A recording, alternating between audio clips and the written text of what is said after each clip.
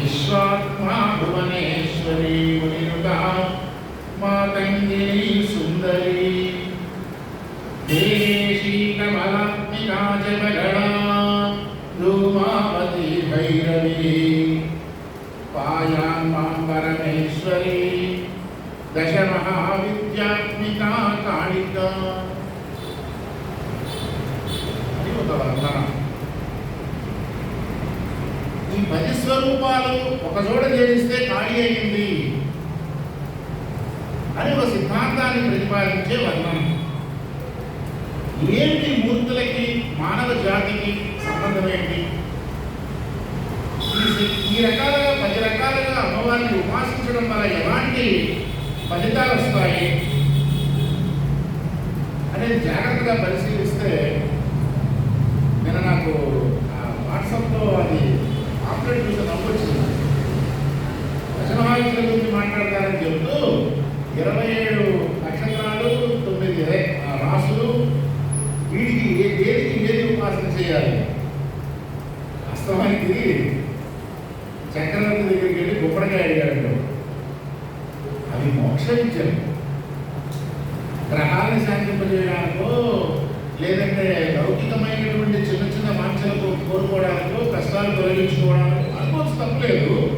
కానీ వాటి ప్రధాన ప్రయోజనం అది కాదు. వాటి ప్రధాన ప్రయోజనం మోక్షం. వాటి ప్రధాన ప్రయోజనం ఏమిటి అంటే చిట్ట చివరికి నారాయణుడిలో కలపటం, నారాయణుడి దర్శనం చేయడం. ఒక వాక్యం ఉంది, శ్రీకృష్ణ శ్యామలాదేవి శ్రీరాము లలితాంబిక. లలిత రాముడిగా పుడితే శ్యామల కృష్ణుడిగా పుట్టింది అని తాంత్రికుడు మాట్లాడే మాట. అంటే అమ్మవారిని ఉపాసన చేయడం ద్వారా, ఈ దశ మహావిద్యల్ని ఉపాసన చేయడం ద్వారా చిట్ట చివరికి కలిగే ఫలితం ఏంటి అంటే నారాయణ పద సన్నిధి, కృష్ణ దర్శనం. చిట్ట చివరికి గోలోకవాసం, కృష్ణ దర్శనం అటువైపు దారిస్తుంది. మనిషి ఉన్నతిని సాధించేటప్పుడు క్రమక్రమంగా ఒక్కొక్క మెట్టు ఎదుగుతూ ఉంటాడు. అది భౌతిక ప్రపంచమైనా ఆధ్యాత్మిక ప్రపంచమైనా. ఈ ఆధ్యాత్మిక ప్రపంచంలో దశలు మారే కొద్దీ, ఒక్కొక్క దశ వెళ్ళే కొద్దీ వ్యక్తి జీవితానికి ఈ దశమహావిద్యలకి చాలా అవినాభావమైన సంబంధం ఉంది. ఒక్కొక్క విద్య చూస్తుంటే వాస్తవానికి ఒక్కొక్క విద్య గురించి ఒక రోజు మాట్లాడచ్చు పూర్తిగా. దశమహావిద్యలు అన్ని కలిపి 10 నిమిషాలు మాట్లాడుకుంటారు.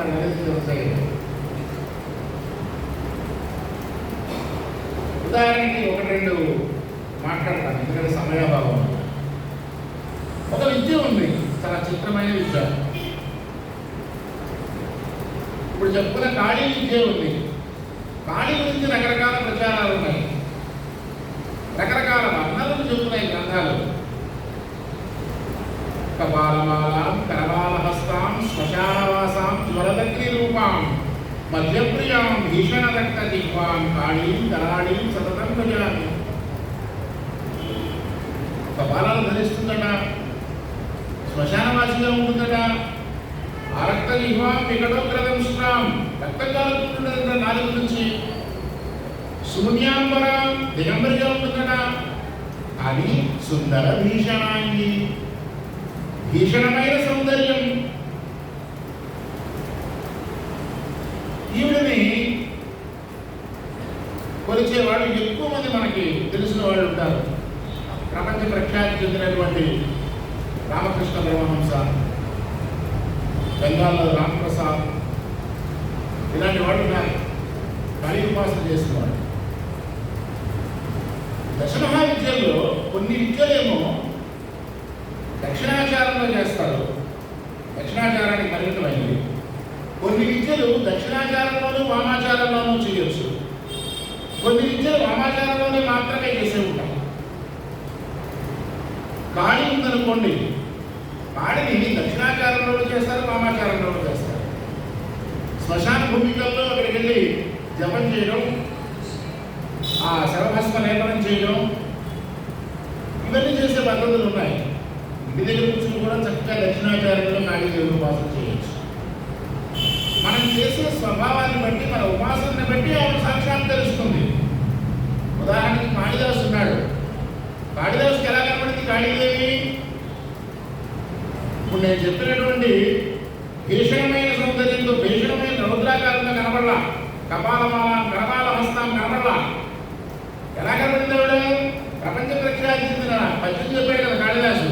మాణిక్యవీణాంబలాలయంతి మదాలసాం మంజురవాగ్విలాసాం మాహేంద్ర నీలద్యుతి కోమలాంగీ మాగంగ కన్యాం మనసా స్మరామి చతుర్భుజే చంద్రకళావతంసే కుజోన్నతే కుంకుమరాగశోణే పుండ్రేక్షుపాశాంకుశ పుష్పబాణహస్తే అని వర్ణించాడు కాళిదాసు. మరి కాళీదేవి పుండ్రేక్షు పుష్పబాణహస్తే, ఈ పుష్పబాణహస్తాలతో ఉండడం ఏంటి? చెరుకులను ధరించడం ఏంటి? మాణిక్యాలను ధరించడం ఏంటి? చిత్రంగా లేదు. కనబడింది కాళీదేవి, కానీ ఎలా కనబడింది? శ్యామల కోమలాకృతిలో శ్యామలాంగిగా అత్యంత సౌందర్యమూర్తి అయి శ్యామకాళి అయి మాతకి అయి దర్శనమిచ్చింది. ఆయన ఏం కావాలనుకున్నాడు? విద్య కావాలనుకున్నాడు, జగత్ వశీకరణ కావాలనుకున్నాడు. ఎవరైతే విమర్శించారో వాడు తనని పొగడాలనుకున్నారు. ప్రపంచ ప్రఖ్యాతి చెందినటువంటి కవి కావాలనుకున్నాడు. కాబట్టి ఆ రూపంలో ఇవ్వాలి కాబట్టి ఆ రూపంలో కనిపించింది. అమ్మ ఉంటుంది, పిల్లాడికి ఆకలిస్తే చక్కగా దగ్గరికి తీసుకుని పాలిస్తుంది, మాతృత్వం కనిపిస్తుంది. వాడు అల్లరి చేస్తుంటే రెండు పీకుతుంది, రౌద్రం కనిపిస్తుంది. ఎవడు దొంగోడు వచ్చి ఎత్తుకోవడానికి ప్రయత్నం చేశాడు ఆ పిల్లోని, అదే తల్లి భీషణంగా మారిపోతుంది. అదే సిద్ధాంతం దశమహావిద్యలో కూడా చాలా విచిత్రంగా ఉన్నాయి దశమహావిద్యలు. అందులో ఒక ఆవిడ ఉంది, ఆవిడ పేరు ధూమావతి. ఆవిడ గురించి చెప్పకపోతే దశమహావిద్యలు సంపూర్ణం కాదు. ధూమావతి, ధూమ అనే శబ్దానికి అర్థం ఏంటంటే పొగ అని. ఆవిడ ఆకారం పొగాకారంలో ఉంటుంది. ఆవిడ వర్ణన చాలా విచిత్రంగా ఉంటుంది. వివర్ణాం చంచలాం దుష్టాం దీర్ఘాచ మలినాంబరీ. వివర్ణాయి ఉంటుంది, బూడిద రంగులో ఉంటుంది, వృద్ధురాలుగా ఉంటుంది, విధవరాలుగా ఉంటుంది, పూర్వ సువాసినిగా ఉంటుంది. ఎంత గొప్ప ధర్మం, ఎంత గొప్ప మతం అంటే ఉంది. ఆడవాళ్ళని అడగదం చేశారు, స్త్రీకి స్వాతంత్రం లేకుండా చేశారు. అది మెచ్చమాట మాట్లాడుతుంటారు తెలియని వాళ్ళు. పూర్వ సువాసిని అయిన వాళ్ళని ఈ రూపంలో పొలవమని చెప్పారు పెద్దలు. మనకి శాక్తేయంలో ఒట్టు లేకుండా విధవరాలకు వచ్చే దేవతలు ఇద్దరున్నారు. గ్రామ దేవతలు గంగారమ్మ, శాక్తేయ విద్యలో దశమహావిద్యలో ధూమావతి. గంగారమ్మను కూడా పెద్దలు ఏం చెప్పారంటే పసుపు కుంకుమ పెట్టి పూజ చేయొద్దన్నారు. ఆవిడకి ఏదో వారపోయినాలు ఇట్లాంటివి చేస్తారు, పెరుగన్నాలు నైవేద్యాలు పెట్టడాలు ఇట్లాంటివి చేస్తారు, వారపోయినాలు కళ్ళు నైవేద్యాలు పెట్టడాలు ఇట్లాంటివి చేస్తారు. ఆ గంగారమ్మ గుడిలో ఈ మధ్యన కొంతమంది వీర భక్తులు ఏం చేస్తున్నారంటే లలితా సహస్రం చెండియాగా చేస్తున్నారు. ఏం జరుగుతుంది అక్కడ? గుడిలో ఒక దేవతని ప్రతిష్ఠించారు, లేక ఒక దేవతను ఉపాసిస్తున్నారంటే ఆ దేవత రావాలి అంటే ఆ దేవతకు సంబంధించినటువంటి వాతావరణాన్ని మనం కల్పించగలగాలి. దేవతకు సంబంధించిన వాతావరణం కల్పించాలి. ఒక మంచి లెసన్ చెప్పడానికి మాస్టర్ వచ్చి కూర్చున్నాడు అనుకోండి, ట్యూషన్ మాస్టర్ వచ్చి ఆ రూమ్ నిండా మందు బాటిల్స్, బ్యాగ్ ముక్కలు, నానా చక్కగా పెట్టారనుకోండి. వేలం కలపడానికి గురువుగారు వచ్చారు, అక్కడ అవన్నీ ఉన్నాయనుకోండి. ఆయన ఎలా చేయకపోతే ఆయన ఉంటాడా? వెళ్ళిపోతాడు. అది కావలసిన వాడు ఎవడో వస్తాడు అక్కడ. అలాగే మీరు తీసుకెళ్ళి గంగానపూర్లో లలితా సహస్రాలు, విష్ణు సహస్రాలు, లేదంటే చండీయాగాలు ఇక్కడ ఏవో చేశారనుకోండి, ఏం జరుగుతుంది? అక్కడ ఉన్న వాడు వెళ్ళిపోతుంది, ఎవరో వచ్చి కూర్చుంటారు అక్కడ. అందరిలో కూడా జరుగుతున్నాయి అలాంటివి. దేవాలయం యొక్క స్వరూప స్వభావాలని అర్థం చేసుకోవడంలో సమస్య. అలాగే ధూమావతి విషయానికి వచ్చేసరికి ఈవిడికి ఎక్కువ భాగం శ్మశాన సాధనగా చేస్తారు. కొండల్లో, అడవుల్లో, గుట్టల్లో, ఖాళీగా ఉన్న శూన్యాగారాల్లో అట్లాంటి వాటిలో చేస్తారు. ఆవిడ లక్షణ వర్ణన ఎలా చెప్పారంటే జుట్టు విరబోసుకుంటుందని, వృద్ధురాలుగా ఉంటుందని, విధవరాలుగా ఉంటుందని, చీపురు చాటా చేతిలో ఉంటాయని, కాకి వాహనమని ఇలా వర్ణన చేశారు. వినడానికి చాలా వికృతిగా ఉంది కదా. కానీ ఇవి చేసేటువంటి పనులు ఏమిటి అంటే మహాశుభప్రదమైన పనులు చేస్తుంది. సర్వమంగళం. ఎలా సర్వమంగళం? ఈవిడికున్న లక్షణం ఏమిటి అంటే ఉచ్చారణ ఆవిడ లక్షణం. ఏం ఉచ్చారణ చేస్తుంది? ఏది సంకల్పిస్తే దాన్ని ఉచ్చారణ చేస్తుంది. విశ్వోచ్చారణ ప్రీత. విశ్వాన్ని ఉచ్చారణ చేయగలిగిన వాడు ధూమావతిని ఉపాసిస్తాడు అని చెప్తాడు కావ్యకండ గణపతి. దరిద్రాన్ని ఉచ్చారణ చేస్తుంది, నెగటివ్ ఆలోచనని ఉచ్చారణ చేస్తుంది, అనారోగ్యాన్ని ఉచ్చారణ చేస్తుంది, శత్రువుల్ని ఉచ్చారణ చేస్తుంది, మరణాన్ని కూడా ఉచ్చారణ చేస్తుంది, మనసుని ఉచ్చారణ చేస్తుంది, శూన్య స్థితికి సాధకుని తీసుకెళ్తుంది, అద్భుతమైన పరమ వైరాగ్య స్థితికి సాధకుని తీసుకెళ్తుంది. నెగిటివ్ అంతా పోయింది, మిగిలితే ఉంటుందండి పాజిటివేగా. చెడంతా పోయింది. సాధకుడి యొక్క జీవితంలో ఉన్న చెడు మొత్తాన్ని తొలగించుకోవడానికి మార్గం ఏం చెప్తారంటే ధూమావతిని ఉపాసన చేయండి అని చెప్తారు. ఇదొక విచిత్రమైన విషయం. అలాగే తారకం మొదలుపెట్టారు. శ్లోకంలో తారకం మొదలుపెట్టారు. ఎంత అద్భుతంగా వర్ణించారంటే తారని చాలా విచిత్రంగా ఉంటుంది. వాడి వర్ణనకి వాడు చేసే పనులకి అసలు సంబంధం లేదేమో అనిపిస్తుంది మనకి. కానీ సాధన నిజంగా దాంట్లో ప్రవేశించి సాధన చేయడం మొదలుపెట్టిన తర్వాత ఇలా ఉంటుందా అని ఆశ్చర్యం అనిపిస్తుంది. తారా ఉపాసన బెంగాల్లో చాలా ప్రఖ్యాతి చెందింది. ఒక ధ్యాన శ్లోకం ఉంది, ఆవిడ వర్ణన. ప్రజాలీయ పదార్పితాంశరహో ఘోరాంటహాసాపరా ఖడ్గేందీవర కత్రికర్పర భుజ భూకార వీరోద్భవ సర్వానీల విశాల పింగళ జటా జూటైకరాలైర్యుతా జాడ్యన్యస్తకమాలకేతి జగదా అత్యుగ్రధారా స్వయం. అలాదేవి ఉపాసన గురించి చెప్తూ శవము యొక్క గుండెల మీద నిలబడి ఉన్నట్లుగా, విరబోసిన జుట్టు కలిగిన దానిలాగా, నాగాభరణాలు ధరించిన దానిలాగా, చంద్రవంక ధరించిన దానిలాగా, ఒక చేతిలో కత్తెర, ఒక చేతిలో కపాలము, ఒక చేతిలో కమలం పువ్వు, తామర పువ్వు ఇలా ధరించిన దానిలాగా వర్ణిస్తారు. ఎందుకు అలా వర్ణిస్తారు అంటే సంకేతాలే. వాస్తవంగా దేవతా సంబంధాలు, దేవతల మధ్య రిలేషన్స్ మానవ సంబంధాలుగా ఉండవు.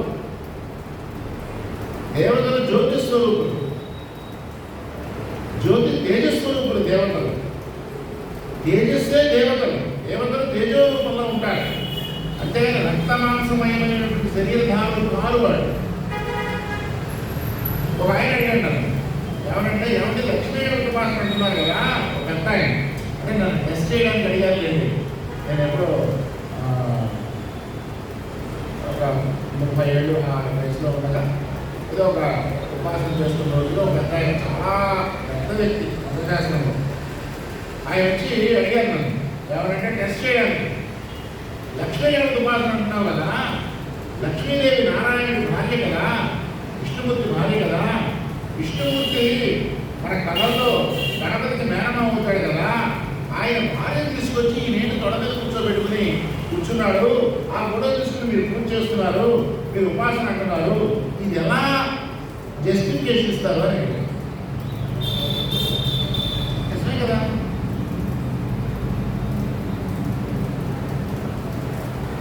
దాని జస్టిఫికేషన్ ఏమిటి అంటే, ఫస్ట్ ఆఫ్ ఆల్ దేవతలకి మానవ సంబంధాలు ఉండవు. ఒకటి, అన్న తమ్ముడు చెల్లి బాబాయ్ ఇలా మనం ఒక కన్వీనియన్స్ కోసం మనం అలా కల్పించుకుంటాం తప్ప వాస్తవానికి దేవతలు తేజస్వరూపులు, మంత్రస్వరూపులు దేవతలు. ఆ మూర్తి యొక్క రహస్యం ఎక్కడ ఉందంటే ఆ మంత్రంలో ఉంటుంది. ఆ లక్ష్మీ గణపతి మంత్రాన్ని పూర్చే విధానం ఎలా ఉంది అంటే, లక్ష్మీ కళని సంబంధించినటువంటి కళని ఈ రెండింటిని అటాచ్ చేస్తూ కొన్ని మాయాబీజాలని అమర్చిన ఒక మంత్రం అది. ఆ మంత్రానికి కనుక స్వరూపం ఇస్తే ఇలా ఉంటుంది. కాబట్టి మీరు చెప్పేదంతా హెల్యూసినేటింగ్ లాగా ఉంది, ఊహతో మాట్లాడుతున్నారు మీరు అని మీరు అనొచ్చు. కానీ ఆధునిక ప్రపంచంలో ఆర్టిఫిషియల్ ఇంటెలిజెన్స్ పెరిగిన తర్వాత హిందూ ధర్మంలో ఊహలు లేవు అన్ని వాస్తవాలని నిరూపణ అవుతాను. ఎలా అంటే ఒక ప్రయోగం చేశారు ఈ మధ్యన.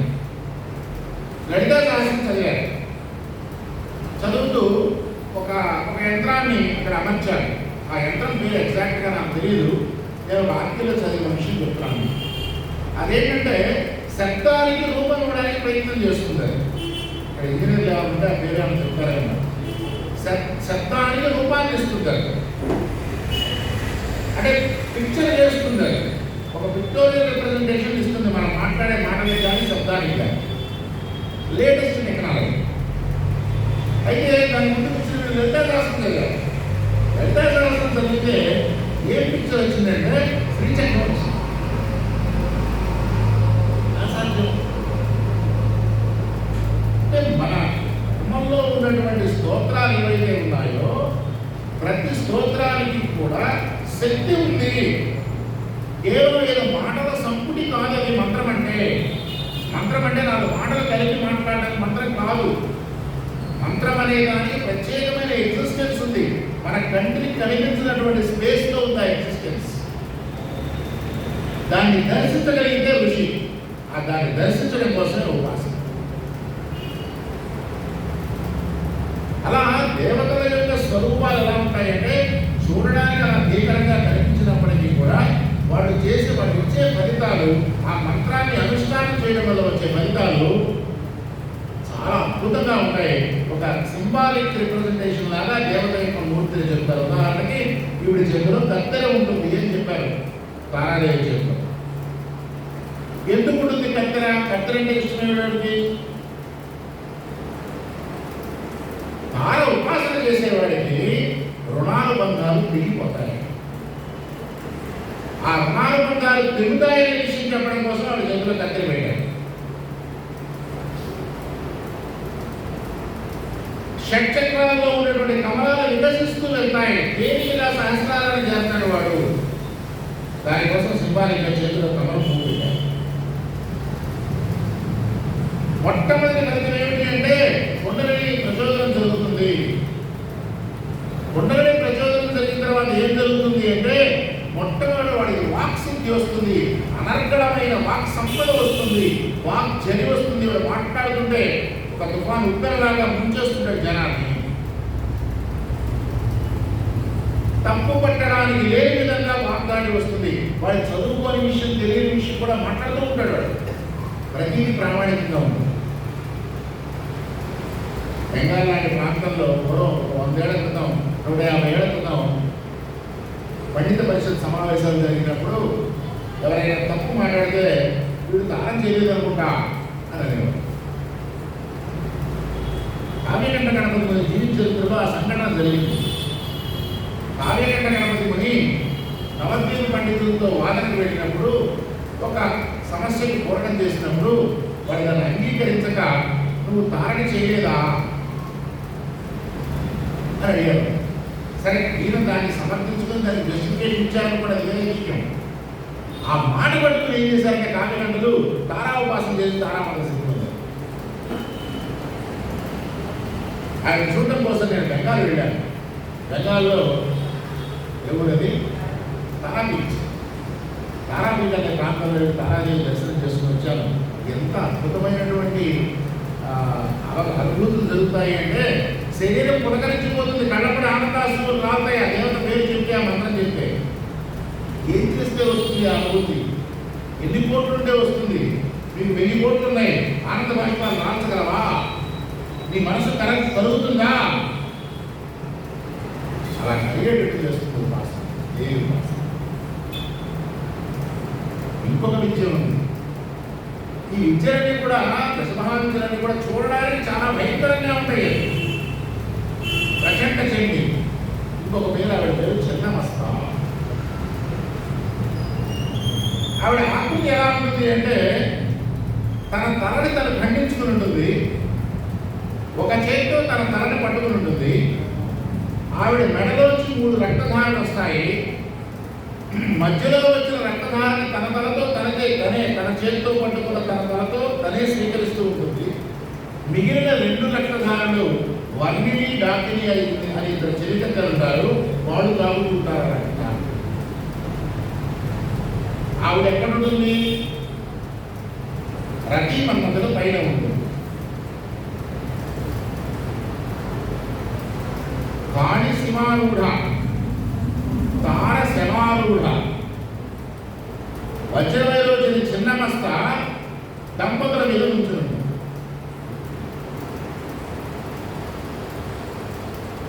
ఆ పిక్చర్ కనుక మనం చూస్తే ప్రెజెంటేషన్ అంటే ఏర్పాటు చేస్తే బాగుంటుందేమో. ఆ పిక్చర్ గురించి చేస్తే ఇంకా బాగా వచ్చేది. పిక్చర్ ఉంది కదా, అది చూడలేదు. ఆ వర్ణన ఎంత అద్భుతంగా ఉంటుంది అంటే వినడానికి విచిత్రంగా ఉంటుంది. తన తల్లి తను నలుపుకోవడం ఏంటి, మధ్యలో ఉన్న రక్తధారని తల్లి తాగడం ఏంటి, 2 రక్తధారాన్ని వర్ణిని డాకిని పేరుతో పక్కన ఉన్నవాడు తాగడం ఏంటి, ఆ దంపతుల మీద ఉంచుని ఉండడం ఏంటి, ఏమిటి ఇదంతా? ఉపాసన చేస్తే ఉపాసన చేయకుండా మ్యాక్స్మల్లర్ లాంటి వాళ్ళు ఇంకోళ్ళు విదేశాలకు చెందిన వాడు ప్రచారాలను రాసేశారు వీడి గురించి. అని ఏ ఫారినర్స్ లో వీటి మీద విస్తృతమైన పరిశోధన చేసి ఉపాసన చేసి రాసిన వాళ్ళు ఉన్నారు.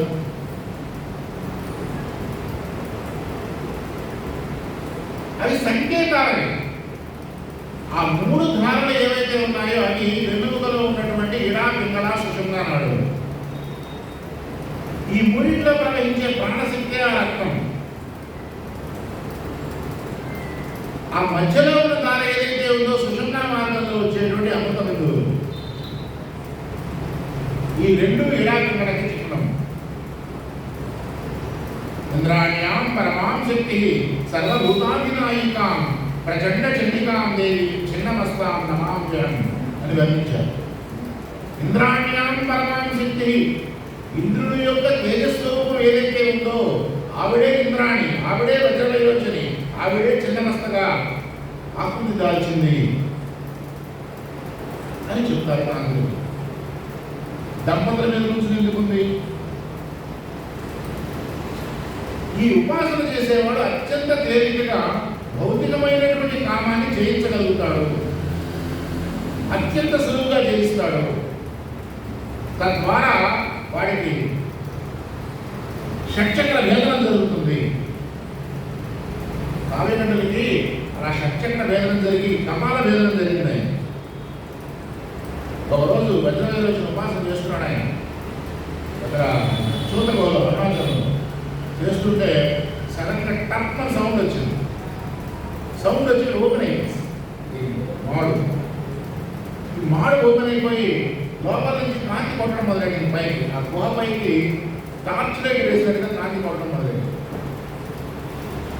అక్కడ ఉన్నవాళ్ళు చూసిన వాళ్ళంతా భయభ్రాంతులు అయిపోయారు. దీనికి బ్రహ్మరంధ్రం ద్వారా ప్రాణం వెళ్ళిపోయింది, వీళ్ళు శరీరం వదిలేసాడు అనుకున్నాను. ధ్యానం అయిన తర్వాత మళ్ళీ నార్మల్ అయిపోయింది, వచ్చేసాడు ఆయన బయటికి. విపరీతం తలనొప్పిగా బాధపడుతుంటే రమణులు కబురు చేశారు. కబురు చేస్తే బాధను తీసుకొచ్చి రమణులు కావ్యగంటల మీద రాసి తగ్గిపోతుంది అని చెప్పారు. ఇక అక్కడి నుంచి కావ్యగంటల్లో విచిత్రమైన శక్తులు మొదలైనాయి. ఏది ముట్టుకున్నా బంగారం అయిపోయాయి, ఏది ముట్టుకున్నా బంగారం అయ్యేది. ఆయన వెనక వస్తున్న ముట్టుకునే బంగారం రెడ్డిగా మారేది. ఈ దశమహావిద్యల్ని కూడా ఉపాసన చేసి సాధించినటువంటి మహనీయుడే కావ్యగంట. ఆయన ఈ వజ్రవైరోచన్ని ప్రార్థన చేస్తాడమ్మా, ఈ దేశానికి స్వాతంత్రాన్ని మా హిందువులు సేవ చచ్చిపోయినారు, వాళ్ళలో పౌరుషాన్ని రక్షించు, వాళ్ళకి వీరత్వాన్ని, ఈ దేశానికి స్వాతంత్రాన్ని, ఈ దేశానికి స్వాతంత్ర సముపార్జన చేయగలిగిన శక్తి మా హిందువులకు అని ప్రార్థన చేశాడు ఆయన. 1000 శ్లోకాలు రాశాడు ఆయన. ఐంద్రియ సహస్రి అని 1000 శ్లోకాలు రాశాడు. ఐంద్రియం జాగ్రత్త దక్రమూల పదవి ఐరమ్మ దావాహనం అంత సాంద్రిక వామ దక్షిణ పద శ్రీకార మధ్యాత్మిక జ్యోతిర్మండల చక్రక వ్యతికర అని రాస్తారు. 1000 పద్యాలు రాశారు ఆయన. ఐంద్రీ సాహస్రి అనే పేరు. ఇదొక విద్య. పూర్వజన్మ పాపాలను తొలగించడంలో అద్భుతమైన విద్య. మనకు తెలుస్తుంది. మనం ఉపాసన చేస్తే మనలో ఏ మార్పులు వస్తున్నాయో మనకు అర్థమవుతుంది. వినడం ద్వారా, పుస్తకాలు చదవడం ద్వారా కాదు. మంత్రం అంటే ఇదేగా, అయి పెట్టాడు, లేదా హీం పెట్టాడు, లేదా హీం పెట్టాడు, ఇంకోటి పెట్టాడు, ఇవన్నీ కలిపి ఇదేగా మంత్రం. మనం ఏదైనా చదువుకోకూడదు. అది మాట అంతే. అది ఎప్పుడు మంత్రం అవుతుంది? ఆ మంత్రాన్ని అనుష్ఠానం చేసి దాన్ని సిద్ధి పొంది ఆ దేవత అనుగ్రహం పొందిన వ్యక్తి ఆ మంత్రాన్ని కనుక శిష్యుడికి ఇస్తే అప్పుడు అది మంత్రం అవుతుంది. ఆ మాటే మంత్రం అవుతుంది. ఆ శక్తి ప్రవాహం గురు పరంపర ద్వారా ప్రసరిస్తుంది. దేవత అనుగ్రహం జరుగుతుంది. ఇంకొక విషయం, షోడశి.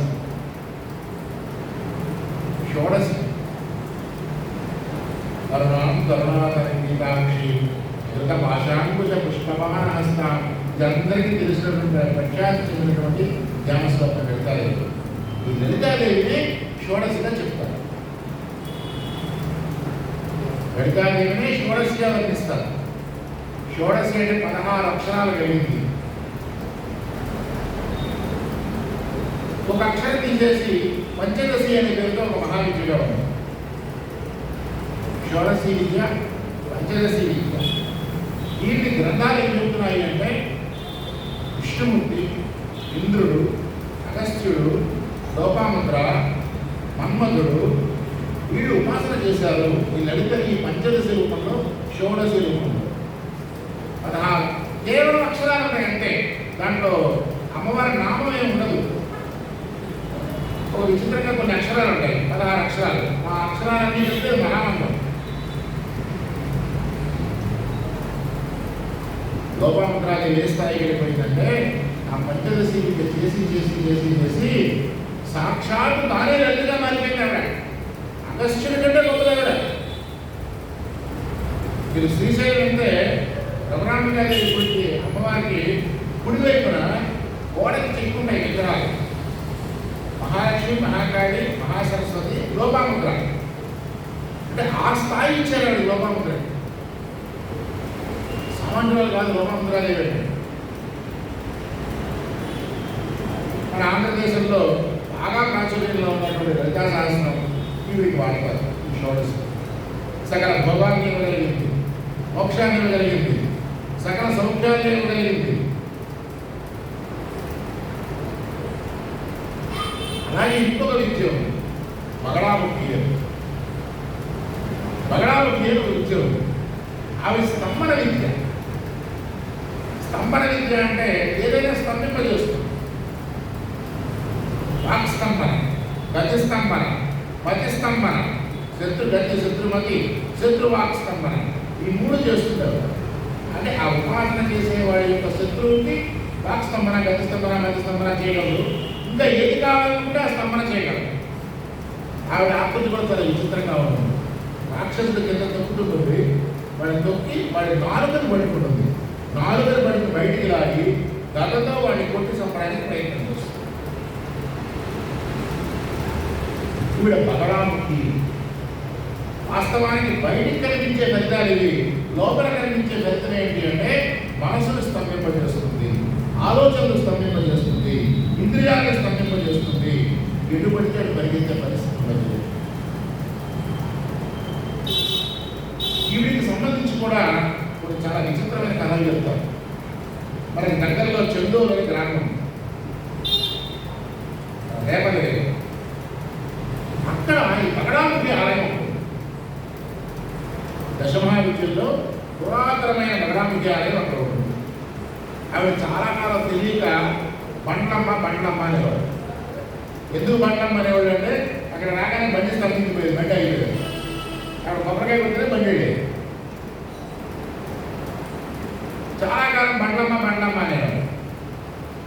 ఓ పెద్ద ఆయన, ఇవి బండ్లమ్మ కాదా, ఇవి బగరామకి, ఈవిడ ఇలా ఉపాసన చేయాలి, ఈ మంత్రం ఇలా చేయాలి, అదో ఒక విధానం ఏర్పాటు చేసి పెట్టారు. బహుశా పరమాచార్యులు ఉంటారు. అలాగే ఇంకొక వాదన కూడా ఉంది.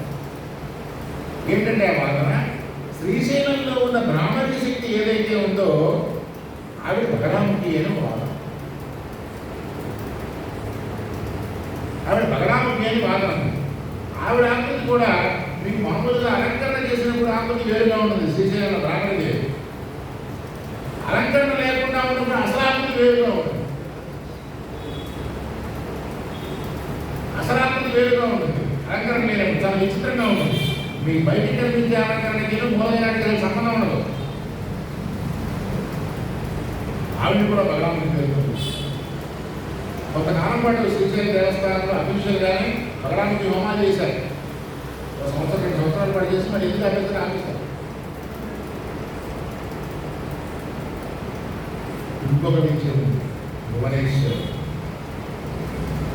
ఇది ఒక విచిత్రమైన విషయం. ఈవిడ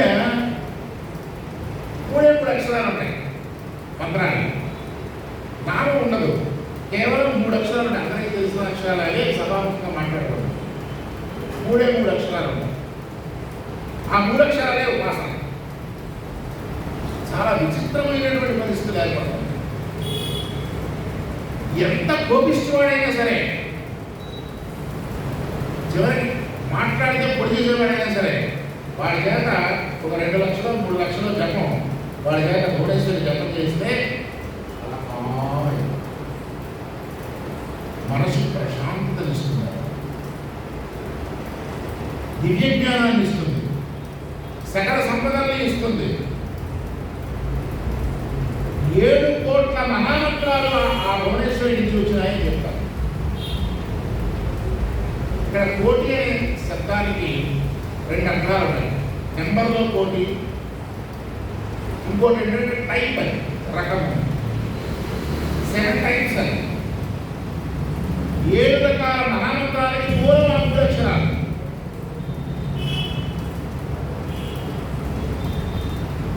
అది కమలాత్మిక. ఈ కమలాత్మిక విద్య ఎలా ఉంటుందంటే చూడడానికి లక్ష్మీదేవి గజలక్ష్మి లాగా ఉంటుంది. మన గజలక్ష్మీదేవి ఏం చేస్తాం, ఏనుగులు అభిషేకం చేస్తున్నట్టుగా ఉంటుంది కదా అమ్మవారి మీద. అలాంటి ఆకృతిలో కనిపిస్తుంది కమలాత్మిక. సేమ్ అంతే. సరస్వతి సర్వోదయ హస్తే అలా ఎలాగైతే వర్ణన చేస్తారో శంకరాచార్య వర్ణించారు కనకదాన్ని దిగ్దస్తి కనక ముఖం భావ సృష్టి అని. ఏనుగులు బంగారు కలశాలతో దొండాలతో అభిషేకిస్తున్నారు అమ్మవారిని అని వర్ణిస్తారే, అలా ఉంటుంది ఈవిడ. ఐశ్వర్య భౌతిక ప్రపంచంలో ఐశ్వర్యప్రదాయకమైన దేవత, ఆధ్యాత్మిక ప్రపంచంలో మోక్షప్రదాయకమైన దేవత. సహస్రాల వికసనానికి ఈ కమలాత్మిక దోహదపడుతుంది అని చెప్తాను. యథావాత ఏంటంటే ఈ దశమహా విద్యలు అనేవి మోక్షకారక విద్యలు. ఇప్పుడు మనం ప్రచారంలో ఉన్నట్టుగా యూట్యూబ్లో చెప్పినట్టుగా కోర్టు కేసులు గెలవడానికో, ఉద్యోగాలు రావడానికో, పెళ్లిళ్ళు అవ్వడానికో, గ్రహశాంతుల కోసము, చిన్న చిన్న విషయాల కోసము ఈ భౌతిక ప్రపంచానికి సంబంధించినవన్నీ అవుతాయి. అవి అవ్వని నేను చెప్పట్లా. అవి చాలా చాలా చాలా చాలా చాలా లో ప్రొఫైల్లో ఉండేటువంటి ఫలితాలు మాత్రమే. వాస్తవానికి వాడి ఉద్దేశం వేరు. వాడి పరమ ప్రయోజనం ఏంటి అంటే మోక్షము. వాడి పరమ ప్రయోజనం ఏంటంటే ఎలివేషన్ ఆఫ్ సోల్. వాడి పరమ ప్రయోజనం ఏంటంటే ఒక మనిషి మహానుభావుడిగా మారడము. ఒక వ్యక్తి ఒక ఉపాసన చేస్తున్నాడు అంటే ఆ ఉపాసనని ఆధారంగా చేసుకుని తనకు ప్రయోజనం పొందడం మాత్రమే కాక సమాజానికి ప్రయోజనం కలిగించే విధంగా ఉండాలి. ఆ శక్తి సమాజానికి ఉపయోగపడాలి.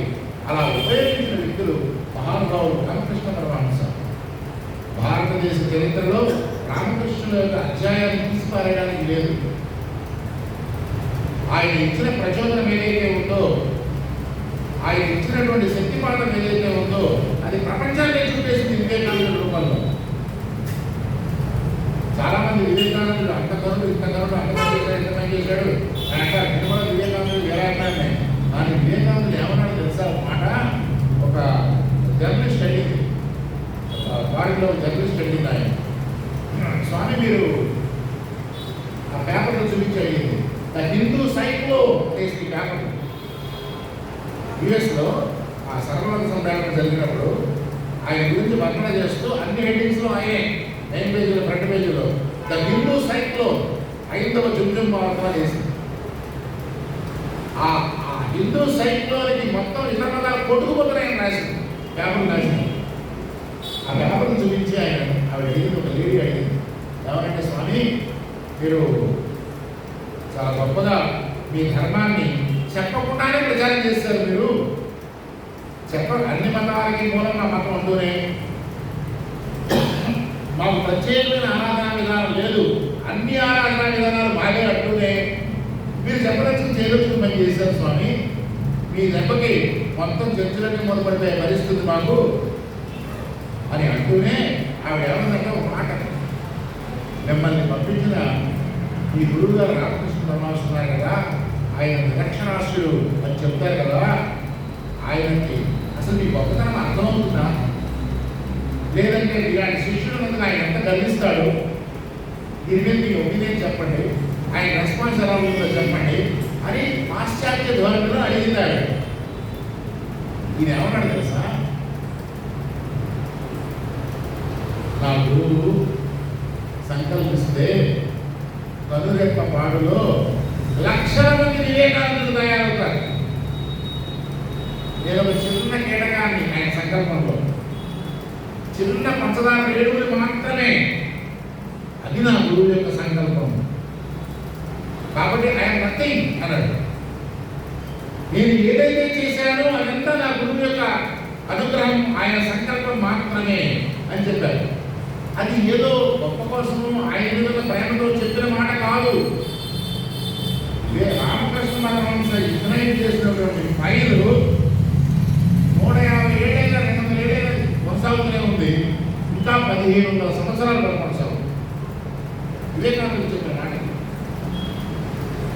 రామకృష్ణుడు తన కాళీ ఉపాసన మొత్తం 64 తంత్రాల్లో 63 తంత్రాలు చేశాడు రామకృష్ణుడు. ఒక్క విద్య మాత్రం వదిలేశారు, దానికి ప్రయోజనం ఇప్పుడు లేదు అని. అదేంటంటే ఆ విద్య ద్వారా వచ్చే ఫలితం ఏంటంటే ప్రపంచాన్ని భస్మీపడనం చేసేది. పరమేశ్వరుడు శివుడు హిమాలయవాసి మనం చెప్పుకుంటున్నవాడు, ఎవరైతే పార్వతీనాథుడు చెప్పుకుంటున్నవాడు ఉన్నాడో ఆ శివుడు మాత్రమే చేసిన విద్య. 64 తంత్రాలు చెప్తున్నారు.